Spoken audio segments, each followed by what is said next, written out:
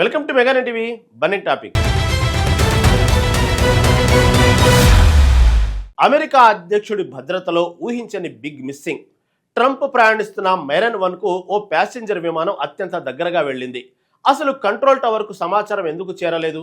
గతంలో ఇదే ప్రాంతంలో ఘోర ప్రమాదం జరిగినా మళ్ళీ ఇలాంటి పరిస్థితి ఎందుకు వచ్చింది? ఈ ఘటన వెనుక అసలు కారణాలేంటి? ఇప్పుడు ఇదే అమెరికాలో హాట్ టాపిక్.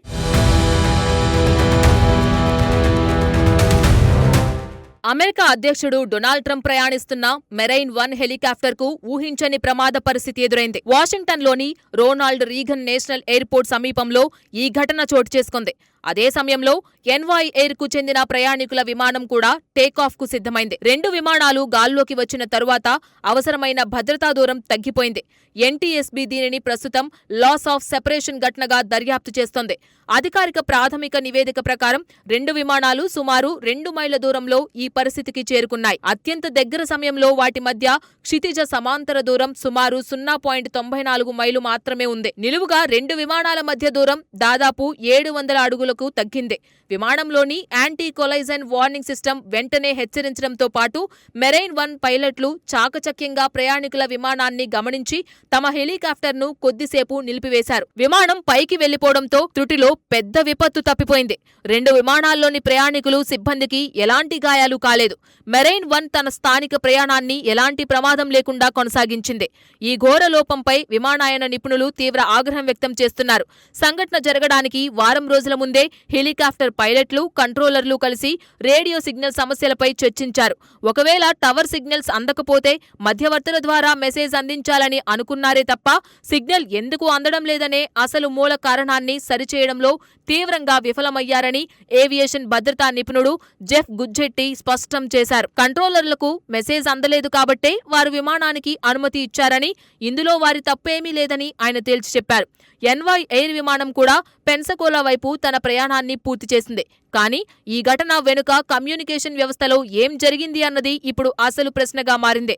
అధ్యక్షుడి హెలికాప్టర్ కదలికపై ఎయిర్ ట్రాఫిక్ కంట్రోల్కు సరైన సమాచారం అందిందా లేదా అన్నదానిపై దర్యాప్తు సాగుతోంది.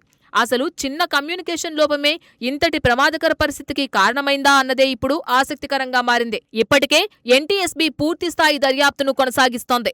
దీంతో ఈ ఘటనలో అసలు తప్పిదం ఎక్కడ జరిగిందన్నది తేలాల్సి ఉంది. అధ్యక్షుడి భద్రతకు సంబంధించిన వ్యవస్థలో ఈ ఘటన ఎందుకు చోటు చేసుకుందనేదే ఇప్పుడు అమెరికాలో చర్చనీయాంశంగా మారింది.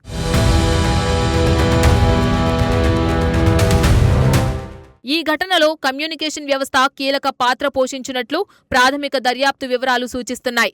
వైట్ హౌస్ పరిసరాల్లో జరుగుతున్న నిర్మాణ పనుల నేపథ్యంలో మెరైన్ 1 కార్యకలాపాల ప్రాంతంలో మార్పులు చోటు చేసుకున్నాయి. ప్రాథమిక ఎన్టీఎస్బీ నివేదిక ప్రకారం ఆగస్టు 4న మెరైన్ 1 ది ఎలిప్స్ ప్రాంతం నుంచి బయలుదేరింది. వైట్ హౌస్ సౌత్ లాన్కు బదులుగా తాత్కాలిక ప్రాంతం నుంచి కార్యకలాపాలు నిర్వహించడం కమ్యూనికేషన్ వ్యవస్థపై ప్రభావం చూపిన అంశాల్లో ఒకటిగా దర్యాప్తులో పరిశీలిస్తున్నారు. మెరైన్ 1 సిబ్బంది ముందస్తు సమాచారాన్ని అందించేందుకు ప్రయత్నించినట్లు ఎన్టీఎస్బీ వివరాలు చెబుతున్నాయి. కానీ ఆ సమాచారం రీగన్ ఎయిర్పోర్ట్ కంట్రోలర్లకు సమయానికి చేరలేదని నివేదికలో పేర్కొన్నారు. మరో మార్గం ద్వారా సమాచారాన్ని అందించే ప్రయత్నం కూడా విఫలమైనట్లు దర్యాప్తు వివరాలు వెల్లడిస్తున్నాయి. దీంతో మెరైన్ 1 బయలుదేరుతున్న విషయం కంట్రోల్ టవర్కు స్పష్టంగా తెలియని పరిస్థితి ఏర్పడింది. అదే సమయంలో ఎన్వై ఎయిర్ విమానం రన్వే నుంచి బయలుదేరింది. ఇక్కడే 2 విమానాల మార్గాలు ప్రమాదకరంగా దగ్గరయ్యాయి. అప్రమత్తతే ప్రమాదానికి మందు అన్నట్టు చివరి క్షణాల్లో తీసుకున్న జాగ్రత్తలు కీలకంగా మారాయి. విమానయానం పైలట్లు, కంట్రోలర్లు, కమ్యూనికేషన్ వ్యవస్థలు పరస్పరం సమన్వయంతో పనిచేయాల్సి ఉంటుంది. ఈ గొలుసులో ఎక్కడైనా సమాచారం ఆగిపోతే పరిణామాలు చాలా తీవ్రంగా ఉండే అవకాశం ఉంది. అందుకే ఎన్టీఎస్బీ ప్రస్తుతం కమ్యూనికేషన్ వ్యవస్థతో పాటు ఆపరేషనల్ విధానాలను కూడా పరిశీలిస్తోంది. ఘటనకు ముందు ఉన్న పరిస్థితులు, సిబ్బంది తీసుకున్న చర్యలు, అందుబాటులో ఉన్న ప్రత్యామ్నాయ మార్గాలపై కూడా దృష్టి పెట్టింది. దర్యాప్తు పూర్తయ్యే వరకు ఒక్క అంశాన్నే తుది కారణంగా చెప్పడం సరైంది కాదు. కానీ కమ్యూనికేషన్ లోపం ఈ ఘటనలో కీలకమైన అంశంగా మాత్రం కనిపిస్తోంది. అసలు సమస్య సాంకేతికమా లేక విధానపరమైనదా లేక రెండిటి కలయికనా అన్నది తేలాల్సి ఉంది.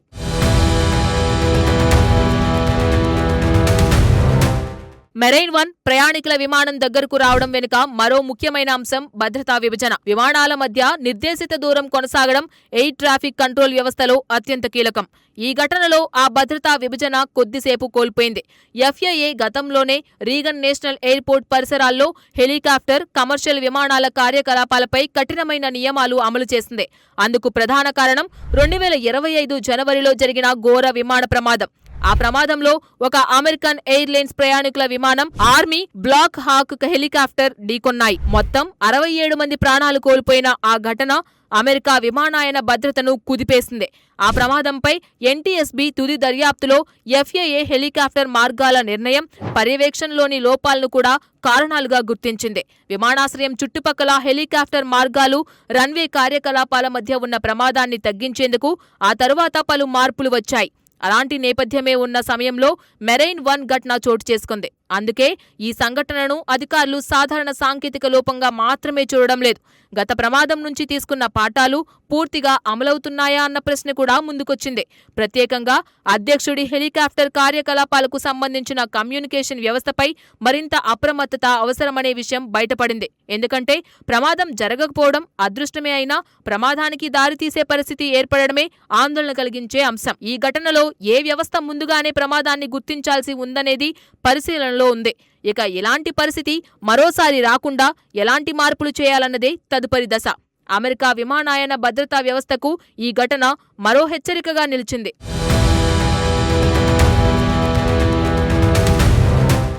ఈ ఘటనలో మెరైన్ 1 సిబ్బంది, ప్రయాణికుల విమానం సిబ్బంది తీసుకున్న చర్యలు కూడా దర్యాప్తులో ప్రాధాన్యం సంతరించుకున్నాయి. 2 విమానాలు దగ్గరయ్యే సమయంలో పరిస్థితి మరింత తీవ్రం కాకుండా చర్యలు తీసుకున్నట్లు అధికారులు తెలిపారు. ప్రయాణికుల విమానంలో ఉన్న ఎయిర్ బోర్న్ భద్రతా వ్యవస్థ కూడా కీలకంగా మారింది. అలాంటి వ్యవస్థలు భూమిపై ఉన్న ఎయిర్ ట్రాఫిక్ కంట్రోల్ కు స్వతంత్రంగా ప్రమాదాన్ని గుర్తించడంలో సహాయపడతాయి. ఈ ఘటనలో కూడా చివరి దశలో విమానాల మధ్య పరిస్థితిని గుర్తించడంలో సాంకేతిక భద్రతా వ్యవస్థలు పాత్ర పోషించాయి. అయితే ఇలాంటి రక్షణ వ్యవస్థలపై మాత్రమే ఆధారపడడం సరిపోదు. ముందస్తు కమ్యూనికేషన్, స్పష్టమైన అనుమతులు, సరైన సమన్వయం కూడా అంతే అవసరం. ఈ ఘటనలో ఆ 3 అంశాల మధ్య సమన్వయం ఎలా జరిగిందన్నదే దర్యాప్తులో కీలకంగా మారింది. FAA ఇప్పటికే సమస్యను పరిష్కరించే దిశగా చర్యలు చేపట్టింది. కమ్యూనికేషన్ వ్యవస్థలోని యాంటెనా స్థానాన్ని మార్చినట్లు తాజా సమాచారం వెల్లడించింది. ఆపరేషనల్ విధానాల్లో కూడా మార్పులు చేసినట్లు అధికారులు తెలిపారు. దీంతో భవిష్యత్తులో మెరైన్ 1 కార్యకలాపాలు, కమర్షియల్ విమానాల కదలికల మధ్య సమన్వయం మరింత పటిష్టం చేయాలని చూస్తున్నారు.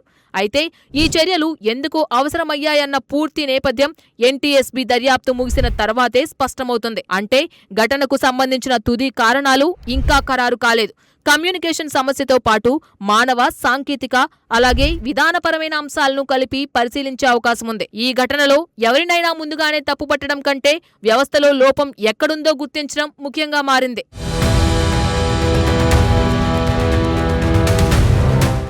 మొత్తంగా చూస్తే మెరైన్ 1 ఘటన ఒక ప్రమాదం కంటే పెద్ద భద్రతా ప్రశ్నను ముందుకు తెచ్చింది. అమెరికా అధ్యక్షుడు ప్రయాణిస్తున్న హెలికాప్టర్, ప్రయాణికుల విమానం ఒకే సమయంలో ప్రమాదకరంగా దగ్గరయ్యాయి. అదృష్టవశాత్తు 2 విమానాలు ఢీకొనలేదు, ఎవరూ గాయపడలేదు. కానీ ఇంత దగ్గరగా 2 విమానాలు రావడం మాత్రం అధికారులను అప్రమత్తం చేసింది.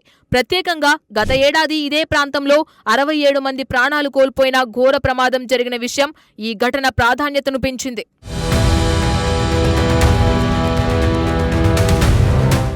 మెరైన్ 1 ఘటనలో పెను ప్రమాదం తప్పింది. కానీ భద్రతా వ్యవస్థలో ప్రశ్నలు మాత్రం మిగిలాయి. అధ్యక్షుడి హెలికాప్టర్నే ప్రయాణికుల విమానం అంత దగ్గరగా చేరడం అమెరికా విమానయాన వ్యవస్థకు మరోసారి అప్రమత్తం చేసింది. కమ్యూనికేషన్లో అసలు లోపం ఎక్కడ జరిగింది, ఎవరి స్థాయిలో తప్పిదం జరిగింది? NTSB దర్యాప్తు పూర్తయితేనే దీనిపై స్పష్టత రానుంది. అప్పటి వరకు మెరైన్ 1 ఘటన ఒక హెచ్చరికగానే మిగలనుంది.